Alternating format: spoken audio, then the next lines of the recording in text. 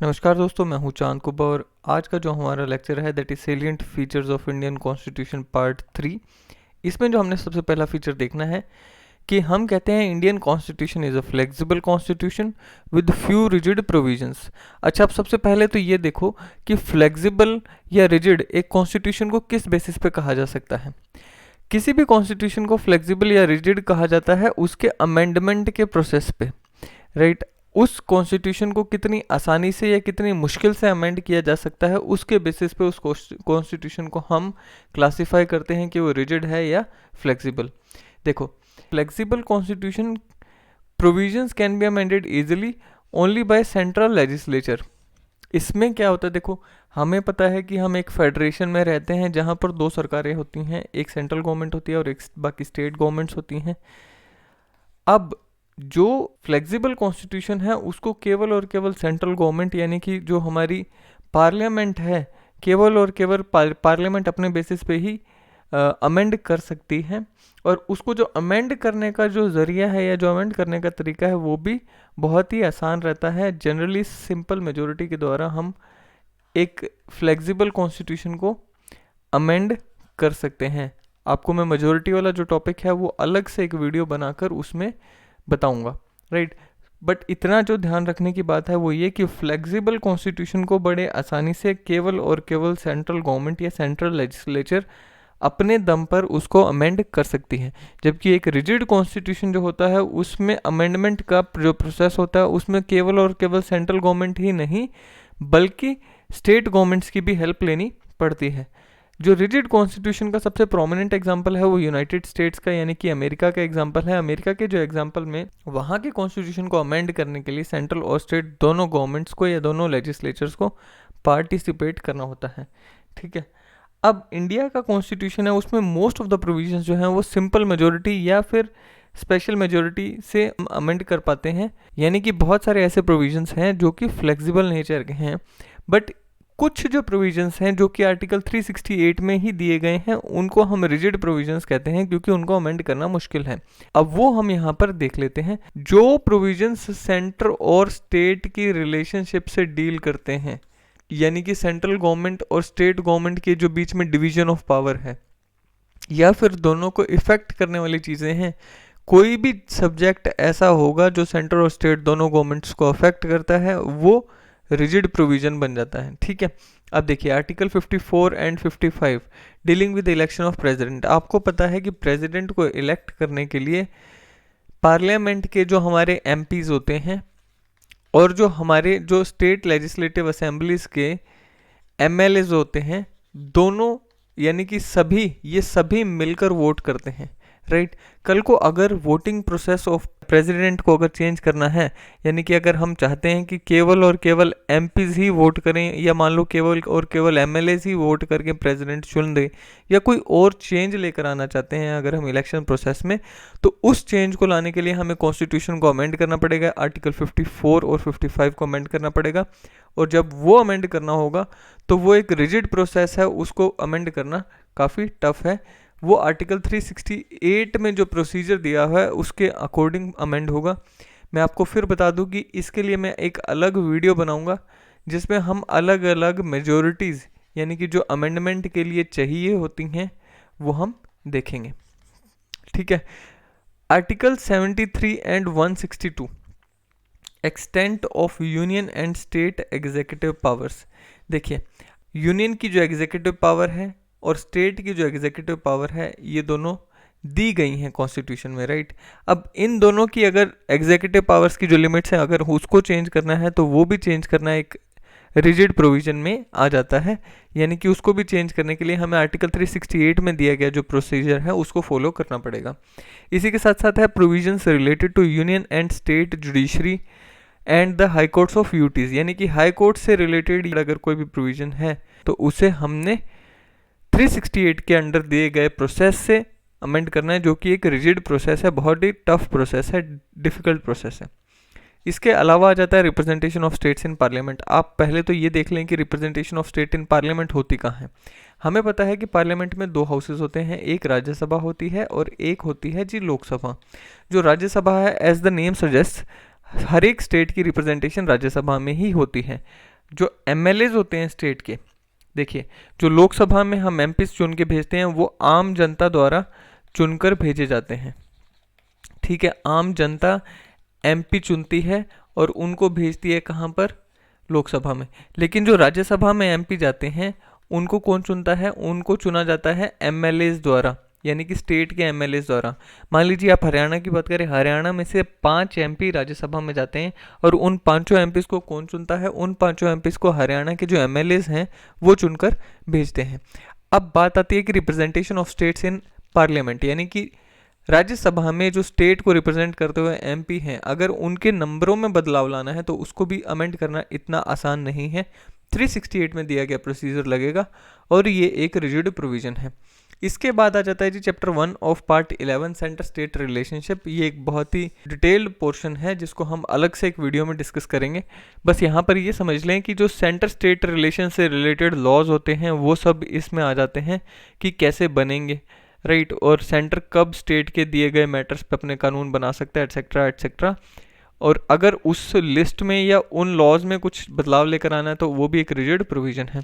इसके अलावा आ जाता है जी शेड्यूल 7। शेड्यूल 7 की अगर किसी लिस्ट में बदलाव लेकर आना है वो भी एक रिजिड प्रोविजन है, उसको भी बदलाव लाने के लिए 368 में दिया हुआ प्रोसीजर फॉलो किया जाएगा। अब शेड्यूल 7 है क्या, ये आपको मैं पहले भी बता चुका हूँ कि शेड्यूल 7 में 3 लिस्ट्स दी गई हैं, एक सेंट्रल लिस्ट है, एक स्टेट लिस्ट है और एक कंकरेंट लिस्ट है। सेंट्रल लिस्ट में वो सब्जेक्ट्स हैं जिस पर केवल और केवल पार्लियामेंट यानी सेंट्रल गवर्नमेंट कानून बना सकती है।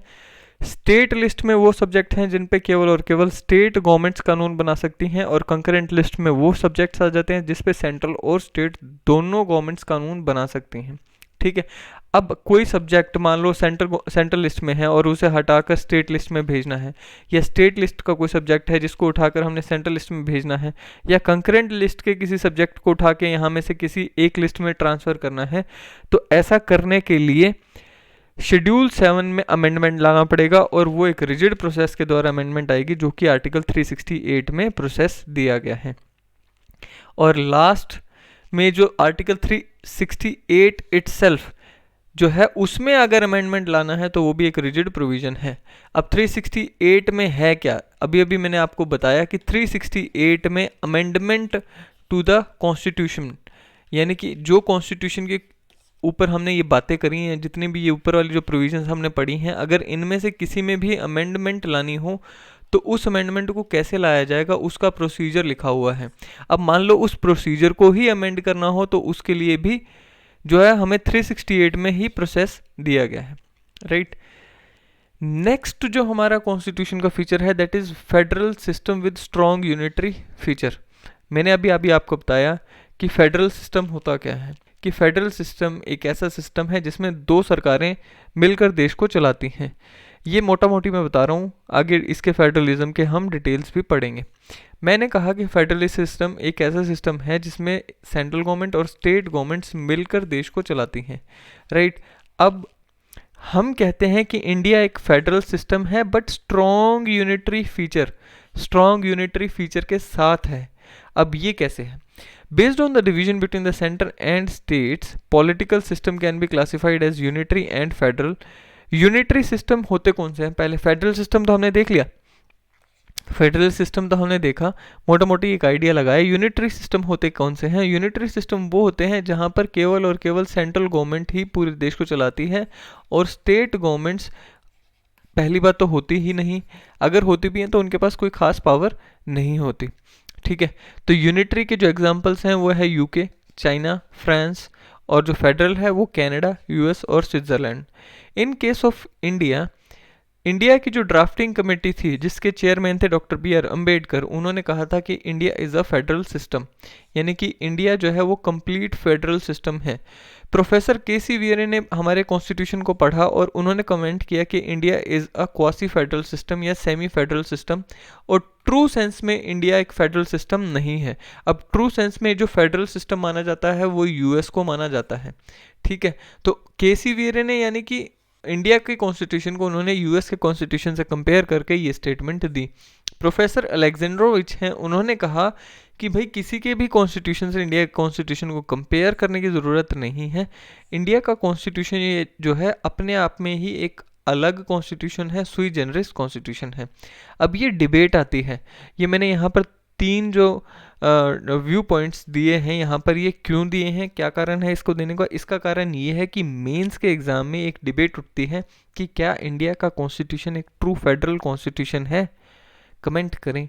तो ठीक है, हमने यहाँ पर तीनों के कमेंट, यहाँ पर जो इन्होंने तीनों ने स्टेटमेंट्स दी हैं वो लिख दी।